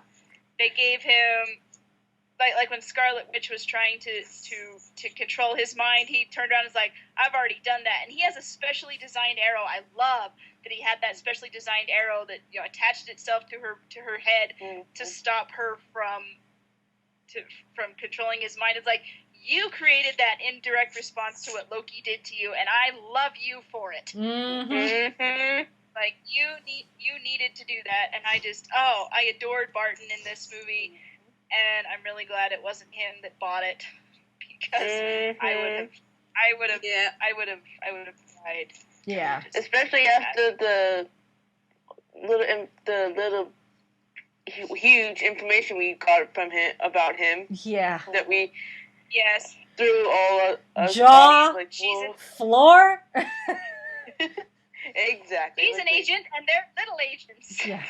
Crazy, actually, it's crazy. And that's an agent. And the fact that Natasha knew and never said anything, which, I mean, props to Natasha for, obviously it wasn't her place to say anything, and obviously, they were all like, Daddy, they're like, Daddy, did you bring Auntie, Nat with us? And she's like, come over here, so obviously Natasha, knows Barton's wife and kids, and they consider her, Auntie Nat, and, Barton's wife is pregnant with baby number 3, and Natasha's all like, how's little Natasha? And Barton's wife is like, actually, it's Nathaniel. and she bends down to her belly and says, traitor.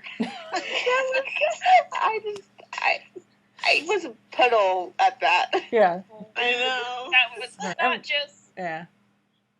Well, as I say, it's not just like, oh, here, Barton can have a wife and kids. She's actually, like, she knows about him being an Avenger and being part of S.H.I.E.L.D., and she's like, she supports him in it, even though it obviously scares her that, he goes off and does these things. Yeah. And all this stuff, and I'm just like, oh, I love domestic Barton. Yes. Yeah. Oh. So good. Oh. And I think it and the renovations that he was doing, like, yeah, because he had to finish the floor, and then he said once he was done that, he would be done. But when they were fighting Ultron, he was talking about more renovations. Talking about knocking out the wall in the kitchen. Said you were done with that. Like, he's still working on stuff. Like, you're fighting for your life, and at the same time, you're like, yeah, if I knock down that east wall. To your farmhouse Look, Like, I can create a brand new dining room. It's like, so in addition to creating explosive arrows, adding the dining room to like make a workspace for his wife. Yeah, because nobody eats in the dining room. Which I totally agree with that. I hate the idea of a formal dining room. Barton and I are on the same page there. So much the best. Yeah. And then it opened up that opportunity for Tony and Steve to kind of talk about, because Tony was all like, oh yeah, I can I'll get a nice little farm for Pepper, and we'll retire somewhere. And Steve just as long as no one blows it up. Yeah. As long as no one blows it up, seriously. And Steve's like, no, I can't have that because I lost that chance, so long ago. And when I went into the ice. Yeah. Went into the ice. That man, the man who could have had that, went into the ice 70 years ago. Mm-hmm. Or whatever that, yeah. 75. So it's kind of 75, yeah. He finally said, because it has been a couple of years since then, but Mm-hmm. But yeah, so it opened up a new realm for people, for these characters to explore. And then like with Banner and Natasha talking about like their future, which all these little new things that came up, they if in a lesser director's hands, they would have just been flopped, like giving Barton a family, pairing up Natasha and Bruce Banner. It just would have been like, really, you're going to do that? But in Joss Whedon's hands, it worked. The actors sold it, the story sold it, and like we found out about Natasha's background in the Black Widow program, like what happened to her and her forced sterilization, which is like, that's intent. And it just showed. It is. And we knew, and if you watched Agent Carter, you got a glimpse of what that program was like for the younger girls. What the girls that we saw, were younger than what we saw with Natasha. But, we saw, the brainwashing and just the having them sleep with their arm, handcuffed to their bed, so that, like it was really uncomfortable and all of that. And, just, young girls being taught to just kill without a second thought. And then somebody like Natasha, who went through the program and graduated, which is like the worst thing ever, because apparently part of graduation is forced sterilization. Yeah, and they're talking about it's a graduation ceremony even, and you think ceremony is like, oh, this is this wonderful thing. Yeah, no, not so much. No, it's,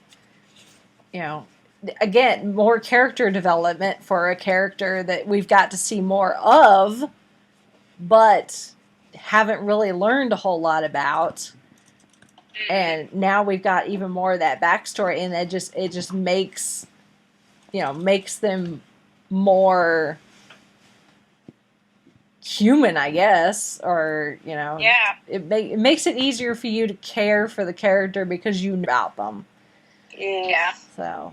And the great thing about this is like there was a YouTube video I was watching, Black Nerd Comedy, and I mentioned this before we started recording. Mm-hmm. He said, because he gave his spoiler-free review of the movie, and he said that one of the criticisms he had, well, kind of a criticism, is that it's an action movie, but he would much rather see all these characters talk about what they're going through, because when they talk, it's really interesting, and you get to learn more about the characters and their lives and what they're dealing with. You'd rather see that more than the action even. And even though the action is really cool and awesome and wonderful, he's still like, but yeah, I want to see what these characters are doing, and they're doing all kinds of really interesting things. And like Rachel was saying, we were like, there's got to be a 3-hour director's cut around here somewhere, because at least there's got to be more somewhere, because there was just so much packed into this movie. Absolutely. It kind of feels like this movie should have been split up. Yeah. Mm-hmm. And considering how much is crammed in there, and what probably, we don't, other than the scene with Loki, we don't know what else got cut. It kind of makes me more mad that there's not a post-credit scene. Mm-hmm. Just to put a little more in there, I mean, they have the mid-credit scene with Thanos and the Infinity Gauntlet. Right. But I'm like, you should have put the end. An end credit scene doesn't have to be directly connected to the movie. I mean, like the end of Guardians of the Galaxy, it had freaking Howard the Duck. Yeah. And they had, and at the end of Thor, Dark World, they had that the creature running around. Creature thing. Yeah. Yeah. Yeah. I'm like, it doesn't have. It could just be. It's just a little side little thing something, character. something. I don't know. Yeah. It was funny because like we waited just in case, you know, it was a fake out, and a lot of the people actually stayed in the theater. Only a few left. I'm actually quite proud of the people in our particular theater for that. But we all sat there and we were, you know, we saw the mid-credit scene and then, you know, the long scrolly credits. And we stood there, you know, we sat there and chatted, and then it got to the end. And it's like the Avengers will return, and then lights come on. And, you know, I heard other voices in the theater saying, oh, Whedon was telling the truth. He wasn't lying. That's a first. Yeah.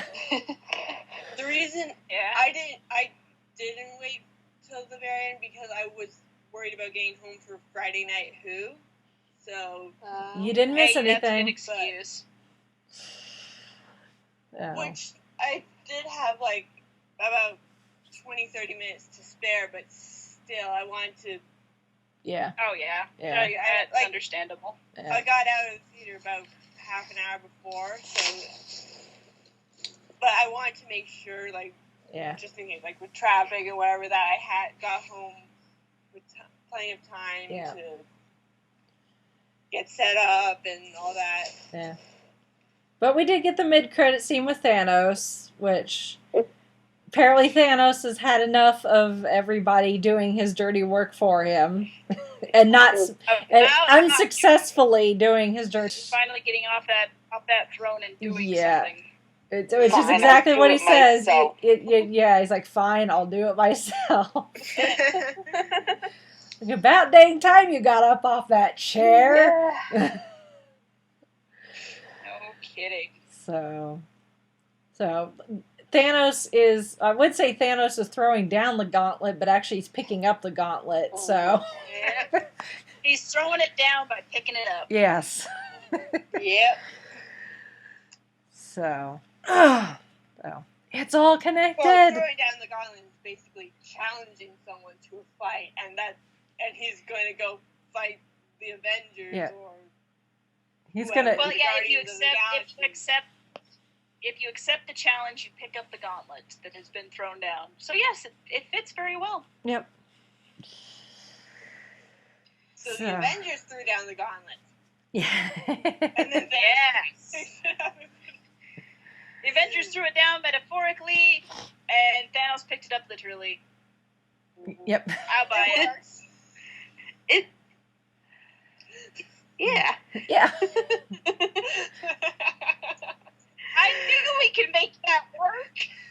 I'm sure Whedon did that on purpose, you know. It could have easily just been Thanos, you know, like getting up out of his chair, you know. But the fact that they put the gauntlet in there, you know, it's just like asking for like a metaphor or something, you know, about throwing down gauntlets or picking up gauntlets. Oh yes, definitely. All right. Whedon knows what he's doing. Drax won't get it. Yeah, Drax will not get it at all. Nothing goes over my head. I will. I love that line.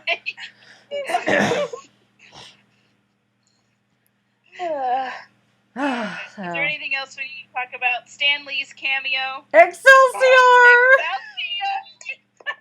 We got Stan Lee drunk. Yeah, when we were waiting in line, I was telling my dad about you saying how good the cameo was. Oh my gosh. Favorite Stan Lee cameo? Oh, one of my favorite Stan Lee my favorite is still in Thor Dark World. Can I have my shoe back? But this, right up there with that as far as Stan Lee cameos.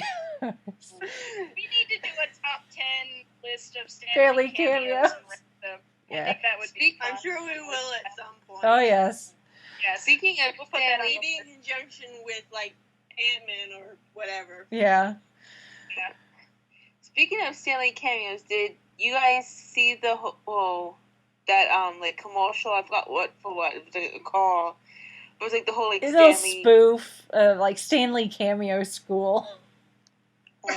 I Oh, know I that's need to a see this. thing, but I I'll haven't do it later. actually watched it. Is it like on YouTube or something?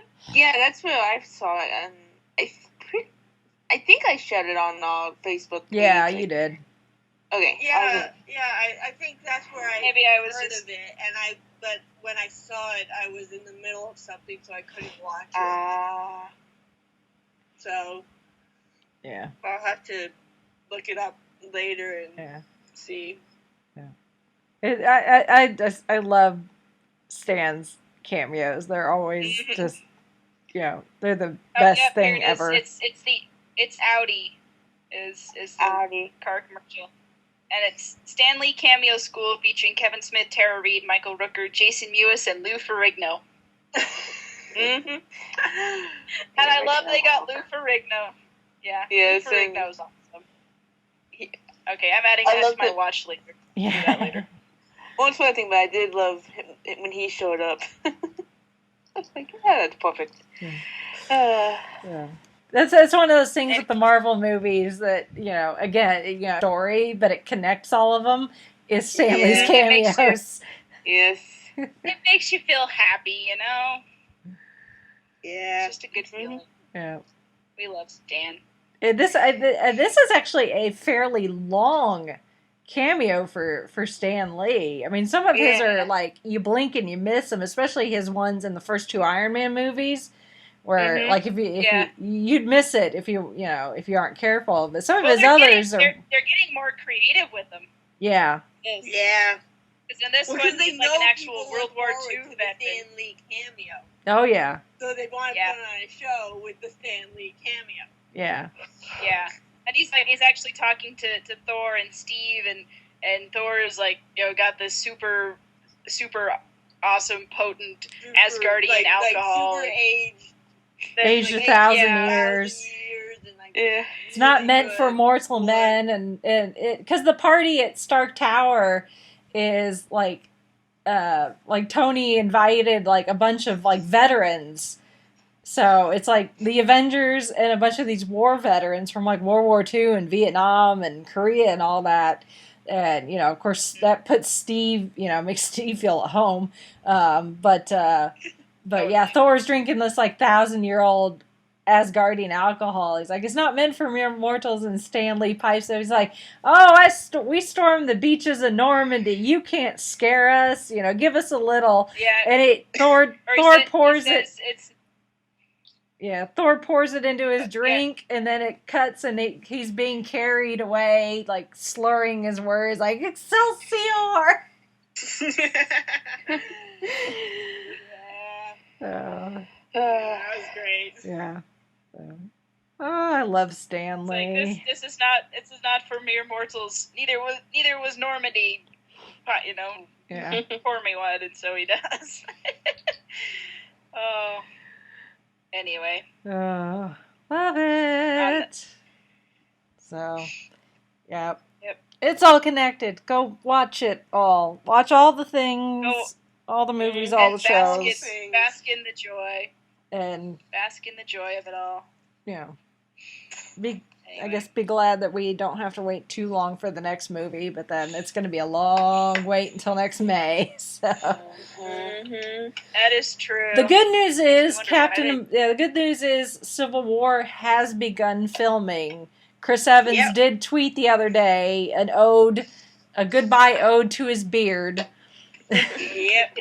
Because he had to shave it off to start filming Cap 3. So. I'm sure he can grow it back. Oh yeah. I kind of wouldn't mind a scruffy Cap. But Cap is clean cut. That's his part of his signature look. Is he's a good old clean cut Boy Scout. Mm-hmm. Which I was struck by how very attractive he was at the end of Avengers. Like, oh, that yeah, okay. Let's not go. Yes, they're all very, very, very handsome I was gentlemen. gonna say like a sudden let's not go down that road because that's We would another episode. yeah. A 5-ish fangirl be start. Yeah, it might be a little high. Top 10 top 10 things we find attractive about the Avengers. Yeah. Steve Rogers has the body proportions of a Dorito. Haven't you heard that?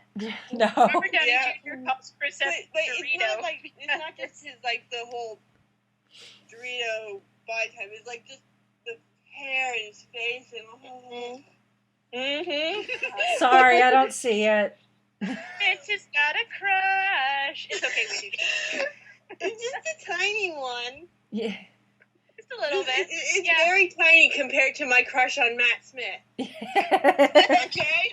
You know what? I will say this. Like the big one right now. I will say this. I don't usually go for blonde guys. I usually like guys with dark hair, but I will make an exception for Chris Evans. Yes. Y'all can have him. I'll be over in the corner drooling over Mark Ruffalo. And Robert Downey Jr. Apparently I like him with dark hair. How about I'm with combining you, them all? Oh, with Quicksilver, yeah, he had dark hair with the frosted, not really frosted tips, but it was. Yeah. I don't know. All right, now we know it's getting late. Yes. Yeah. Another day we will have the shameless objectifying. Stay tuned for our top 10 most attractive things we love about various actors and fandoms. Yes. Oh God, we would have multiple episodes about that. Yeah. Probably. We could do fandom specific ones at this point, probably. Yeah. Yes. Yes, that is true. That is true. Hot 'Cause, Tub, Once Upon a Time has got some. Marvel. Doctor Who. Yeah. Anyway. 3 words. David Tennant's hair. It's so late. It's no longer my birthday. No, sorry. Aw. It is. For 3/4 of an hour. Yeah. But the good news is, it is now Star Wars Day. So may the 4th be with you! May the 4th be with you. Oh my. Okay. I was gonna say, Rachel, you were. I was gonna make a Taylor Swift reference when you were talking about David Tennant's Yeah. hair. That fella over there with the hella good hair. Yeah. All right. Yes. We are officially punchy, everybody. So Yep. you can find all of our social media goings on at the 5ish Fangirls Podcast.blogspot.com. Look us up on Twitter, Facebook, Tumblr, Pinterest, Instagram, iTunes, Patreon. Yeah, that's everything. And speaking of iTunes, if you missed our little announcement, we have 2 back episodes now up on iTunes. We're only allowed so much to upload each month for the iTunes feed, but because April was a shorter month, as far as weekend and recordings wise, we had some space, so I managed to upload Which it's 2 odd that it was episodes. shorter for us because it was actually a 5-week. Maybe we just had a really short episode. Yeah, Or a couple we short yeah. episodes. We, But we, either we- way, we're- you got a couple throwback episodes. So. yeah. So Enjoy. as space permits, we hope to do that. As time goes on, and eventually have all of those episodes up on iTunes. So, but they're not going to go up in any particular order. It's just going to depend on how much space we have, and that's what fits. And Well, it's at least interesting. we got It's first interesting ep- that one our of them first was. episode out. Yep. Marvel it's interesting that one related. of the ones you put up was the Shield. Yeah, I did that. Agents of Shield episode. It was a bit serendipitous that it worked that way, but I once I realized that was one that would fit, that it was the file size was small enough. I was like, oh, that kind of works actually. So It'll be quite a while before 14. yeah. It's going to be solely based on how much server space we have and the file sizes. So which means our Once Upon a Time episode is going to be quite a ways away. Yes. That one was a monster. Yeah. That might have to be to do one, like, if we're not going to record a week. Yeah. That'd be like... That may be the one that goes up the week I'm on vacation. Sounds good to me. Yeah. All right. Well, we better close out because it's way past you ladies' bedtime. Yeah. I've still got another couple hours. It's still the 3rd where I am. You'll celebrate Mitch's So birthday for her. Mitch. Yep. It's A couple more hours. Party. Anyway. Alrighty then. Okay. So, unless anybody has anything else to add, we don't have, like, I feel kind of lost because we was like, oh yeah, don't forget Marvel with Friends, and we don't have that now. So stay tuned for something. Yeah. We'll do. Stay tuned for our next movie. We've Tweet along. got some flicks with friends. Ideas. Yeah, we have ideas. We're just figuring them out. Yep. Yep. Stay tuned. Watch this space. Yes. Yep. Alrighty then. So with that, we shall sign off for this week. This is Brittany and Pot Pills saying goodnight. This is Chrissy saying goodnight from Salt Lake City. This is Holly from Wisconsin saying good evening. This is Mitch saying goodnight from Kitchener, Ontario. And this is Rachel in Indianapolis, Indiana. You got no strings on me.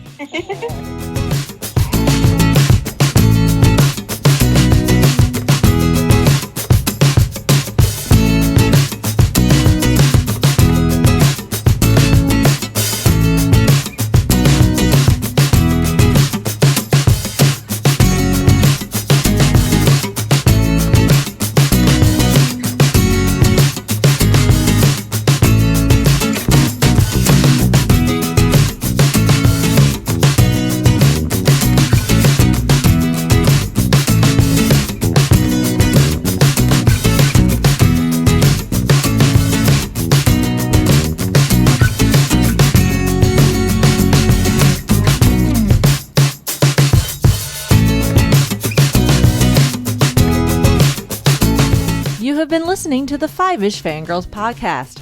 Any and all movies, books, games, and other forms of media mentioned are owned and operated by the respective copyright holders. No copyright infringement is intended or implied.